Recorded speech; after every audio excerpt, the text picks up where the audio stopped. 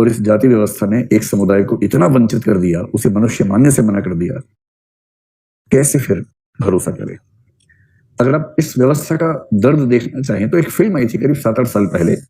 उस फिल्म का नाम था शूद्र।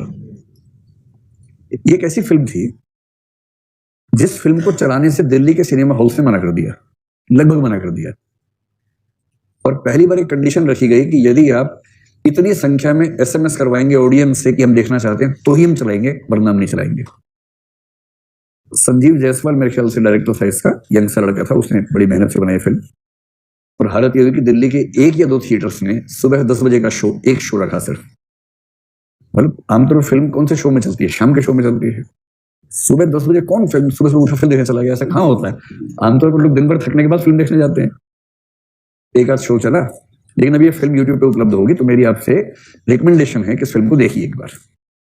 मैं ये नहीं कह रहा कि इस फिल्म में जो बातें वो कितनी ऐतिहासिक है, मैं तो इतिहास का व्यक्ति हूं नहीं, लेकिन यदि वो ऐतिहासिक हैं या वैसी चीजें इतिहास में होती थी अगर, तो इस सब समझ पाएंगे कि जाति व्यवस्था का दंश जिन लोगों ने झेला है उन पर क्या गुजरती होगी, इसका अंदाजा होना चाहिए। तो एक अच्छी फिल्म है उस चीज को समझने के लिए जिससे हमारे समाज का एक हिस्सा लगातार गुजरता है, बुरी तरह से गुजरता है। तो अंबेडकर इतने नाराज हो गए कि अंत में घोषणा कर दी कि मैं हिंदू धर्म छोड़ दूंगा, मरूंगा नहीं हिंदू के रूप में। इसके बाद महात्मा गांधी ने खूब समझाया कि नहीं अंबेडकर ऐसे मत करो, ऐसा थोड़ा ना होता है, हृदय परिवर्तन करवाएंगे हम लोग मिलकर, सबको ठीक करेंगे, तुम चिंता मत करो। अंबेडकर बोले कि आप किससे तो हो नहीं पा रहा इनका हृदय परिवर्तन, 1000 साल में एक व्यक्ति आपके जैसा पैदा होता है, अब हम फिर 1000 साल वेट करेंगे। तो महात्मा गांधी के तर्क उनको संतुष्ट कर नहीं पाए और फाइनली वो आक्रामक रहे। उनका महत्व बढ़ता गया इन सब समुदायों के बीच में। हिंदू महिलाओं के पक्ष में और सब महिलाओं के पक्ष में उनकी जिद थी कि यूनिफॉर्म सिविल कोड आना चाहिए ताकि महिलाओं को उतने ही अधिकार मिल सके जितने अधिकार पुरुषों के हैं। अब मैं जो बताना चाह रहा हूं, हमने से कई लोग अंबेडकर को अनुसूचित जातियों का नेता समझ लेते हैं।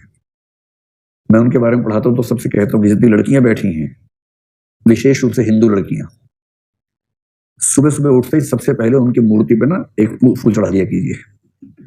अगर अंबेडकर ना होते तो आज आप यहां ना होती, घर में चूल्हा चौका कर रही होती। अंबेडकर का ये महत्व है, भी समझाऊंगा क्या महत्व है। और हिंदू महिलाओं की मुक्ति के लिए जितना काम अकेले अंबेडकर ने किया उतना सब के सब बाकी लोगों ने मिलकर भी नहीं किया, इतना महत्व है उनका। और वो हिंदू शूद्र महिलाओं की बात नहीं कर रहे हैं, वो हर महिला की बात कर रहे हैं। अंबेडकर अगर दबाव न बनाते तो नेहरू शायद हिंदू कोड बिल को टाल जाते। वो टाल नहीं पाए क्योंकि उसके पीछे अंबेडकर अड़े हुए थे। की स्थापना की जिस जनसंघ के बाद बीजेपी बनी, उसी से वो भी उस सरकार में शामिल थे, अंबेडकर भी थे। तो एक तरह से सर्वदलीय सरकार थी। उस सरकार में एक पद अंबेडकर जी को मिला, लॉ मिनिस्टर का। अंबेडकर पीछे पड़ गए नेहरू के। अच्छा ध्यान रखिएगा, हमारे मूल संविधान में आर्टिकल 25 को ध्यान से पढ़िए, जिसमें धार्मिक स्वाधीनता का अधिकार बड़े बड़े पैमाने पर दिया गया है। और यदि आप 25 से 28 तक ध्यान से पढ़ लेंगे तो उसमें यह भी लिखा हुआ है कि धर्म का सुधार करने के लिए किसी विधि को बदला जाता है या बनाया जाता है तो इसे धार्मिक स्वाधीनता के विरोध में नहीं माना जाएगा। अंबेडकर जी को अच्छे से पता था कि जब जब कुछ परिवर्तन होंगे लोग कहेंगे धार्मिक स्वाधीनता के खिलाफ है। अब जैसे 3 तलाक वाला मामला है, मुस्लिम पर्सनल लॉ के समर्थक क्या बोलेंगे? धार्मिक स्वाधीनता। संविधान क्या बोलेगा? धर्म सुधार के लिए कैसा किया जा सकता है, बात खत्म हो जाएगी। इसलिए पहले लिख के चले गए कि किसी धर्म में सुधार करने के लिए यदि कोई विधि बनती है तो उसे धार्मिक स्वाधीनता की सुरक्षा हासिल नहीं होगी। पर अब वो पीएम से बार बार कह रहे हैं कि भाई जल्दी से हिंदू कोड बिल पास करवाओ।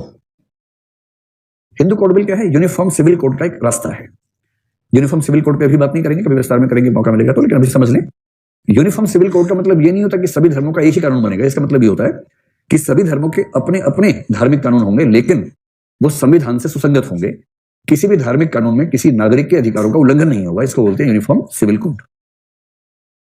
तो अंबेडकर ने कहा कि आप हिंदुओं के जो कानून है उनको ठीक कीजिए। उनको मुख्य चिंता हिंदुओं की थी क्योंकि उनका जो समाज था वो हिंदू कानून के तहत आता था।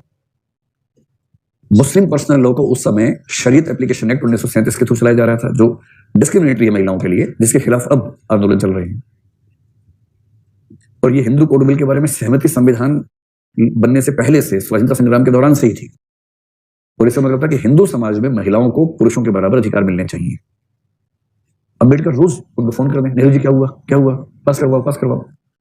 नेहरू जी हमको बोले देख भाई ऐसा है। अच्छा उनको डर लग रहा था कि नया नया पीएम बना हूं, कहीं बहुत बड़ा विद्रोह हो गया समाज का, जो भी मोदी जी को नींद कभी कभी नहीं आती होगी आजकल कि CAA लाए थे, इतना विरोध होगा सोचा नहीं था, पर हो गया। तो नेहरू जी को लगता था कि नया नया PM बना, वही पक्के वाला PM नहीं, और जो कच्चे वाला PM, और कहीं कोई ऐसा आंदोलन मेरे खिलाफ हो गया, पता लगा वो अंग्रेजों भारत छोड़ो के 10 साल बाद नेहरू भारत छोड़ो होना शुरू हो जाए, तो वो टाल रहे थे, चाहते वो भी थे। अंत में बोले कि देखो अम्बेडकर, 1951 में इलेक्शन होगा, इलेक्शन के बाद 51 के अंत और 52 की शुरुआत में इलेक्शन होने थे, सबसे पहले विधानसभा और लोकसभा के एक साथ, फिर विधानसभाओं के इलेक्टेड लोगों से राज्यसभा के इलेक्शन होने थे, फिर लोकसभा, राज्यसभा और विधायकों के इलेक्शंस के बाद राष्ट्रपति का इलेक्शन होना था। पूरा सिस्टम बना रखा था कि 51-52 के इलेक्शन में अगर मैं जीत गया तो मुझे मैंडेट हासिल होगा कि मैं ऐसा कर सकूं। अभी तो मैंडेट हासिल ही नहीं है मेरे पास। अम्बेडकर ने कहा ठीक है देख लेते हैं, और गुस्सा करके इस्तीफा दे दिया कि हमें आपके मंत्रिमंडल में रहने का कोई शौक नहीं है। पूरा भाषण देकर इस्तीफा दिया कि मैं इस सरकार के कामकाज से संतुष्ट नहीं हूं। और दूसरा, नेहरू जी अपने मंत्रियों को वैसे डील करते जैसे क्लर्क को डील किया जाता है, हमें ऐसा क्लर्क बनने का शौक नहीं है, इस्तीफा। और मूवमेंट बाहर से करते रहे कि uniform civil code, Hindu code bill लेके आओ लेके आओ। तो नेहरू जी ने 1951 में घोषणाएं कर दी चुनाव प्रचार में कि देखो भाइयों बहनों, अगर अगर मैं जीत गया तो हिंदू कोड बिल लेके आऊंगा, ध्यान रखना। अच्छा, लोग तो भारत के मजेदार है, उन्होंने आपस में बात की, कुछ लाएगा, अच्छा कुछ लाएगा, बिल लाएगा, कुछ बढ़िया है। लोग तो लोग ही होते हैं। जिस देश में अनशन गांव में अनसंट हो जाता हो, उस देश में हिंदू कोड बिल कितने लोग समझे होंगे। पर नेहरू ने कहा बाद में मत कहना, बोल रहा हूं हिंदू कोड बिल लेके आऊंगा। लोगों ने हाँ लाओ लाओ लाओ, खूब वोट दिया, नेहरू जी जबरदस्त बहुमत से PM बने। अम्बेडकर फिर बोले अब जीत गए इलेक्शन, अब लाओ। वो लाते हैं, रुको थोड़ा सा रुको यार। 51-52 का इलेक्शन जीते, अगला इलेक्शन 57 में था, डरे हुए थे। फाइनली 1955 और 56 में अंबेडकर के दबाव में 3-4 एक्ट पारित हुए। 1955-56 में हिंदू कोड बिल 4 कानूनों के रूप में पारित हुए, जिनमें से पहला है हिंदू मैरिज एक्ट, हिंदू विवाह अधिनियम। उसी में लिखा है कि यदि कोई हिंदू पुरुष एक पत्नी के होते हुए दूसरा विवाह कर लेता है और यदि उसकी पत्नी शिकायत कर देती है और साबित हो जाता है तो 7 साल की जेल है। उसके पहले जेल नहीं होती थी, उसके पहले जेल होता था, पत्नी के लिए जेल होता था कि झेलो, सहपत्नी को झेलो। अब जेल है। जब लोग 3 तलाक में कहते हैं ना कि तलाक देने पर 3 साल तक की जेल हो सकती है, ये क्या तरीका है, क्रिमिनलाइजेशन क्यों करते हो, तो उसका जवाब ये है कि हिंदू मैरिज एक्ट में भी ऐसा है। इसमें क्या बुरी बात है, ठीक है, थोड़ा धमकी रहनी भी चाहिए, धमकी नहीं होगी तो लोग कैसे मानेंगे। फिर आया हिंदू सक्सेशन एक्ट। सक्सेशन का मतलब उत्तराधिकार, हिंदू उत्तराधिकार अधिनियम, जिसमें पहली बार बेटों के साथ बेटियों को भी संपत्ति का हिस्सेदार माना गया। उससे पहले केवल बेटे संपत्ति के हिस्सेदार थे। कुछ परंपराओं में, जैसे मिताक्षरा परंपरा में क्या होता है कि बच्चा पैदा होते ही संपत्ति का हिस्सेदार हो जाता है, और दाएं भाग में पेरेंट्स की मौत के बाद बेटा हिस्सा संपत्ति में हिस्सेदार बनता है, लेकिन बनता वही है। पर यह नहीं था कि बेटी को हिस्सा मिलेगा। अब क्या हो गया, संपत्ति में हिस्सा बेटी को भी मिलेगा।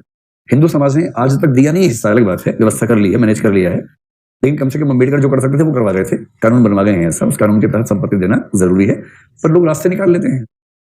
जैसे महिला आरक्षण पंचायतों में वो रास्ता क्या निकला, सरपंच पति, मुखिया पति, विधायक पति, ये चलता है। ठीक वैसा एक और एक्ट है, हिंदू एडॉप्शन एक्ट कहते हैं उसको, Hindu adoption and maintenance act, यानी हिंदू दत्तक अधिनियम। किसी बच्चे को गोद लेना हो तो उसके संबंध में क्या अधिकार होंगे, इसको बोलते हैं Hindu adoption and maintenance act. एक हिंदू माइनॉरिटी एक्ट होता है जिसमें बच्चों के अधिकारों की बात होती है। और उसी समय 1955 में एक और एक्ट पारित हुआ, अगर आपने सुना होगा, अस्पृश्यता अपराध अधिनियम कहते हैं, अनटचेबिलिटी ऑफेंस एक्ट कहते हैं। इसी एक्ट को आगे चल के ठीक किया गया 1976 में, जब बना सिविल राइट्स प्रोटेक्शन एक्ट, और इसी एक्ट को और मजबूत किया 1989 में, जब बना एट्रोसिटीज एक्ट। जो एट्रोसिटीज एक्ट का इतिहास है वो शुरू होता है 1955 के अस्पृश्यता अपराध अधिनियम से, जो अम्बेडकर के सामने की बातें हैं, ये सब अपने सामने करवा के गए।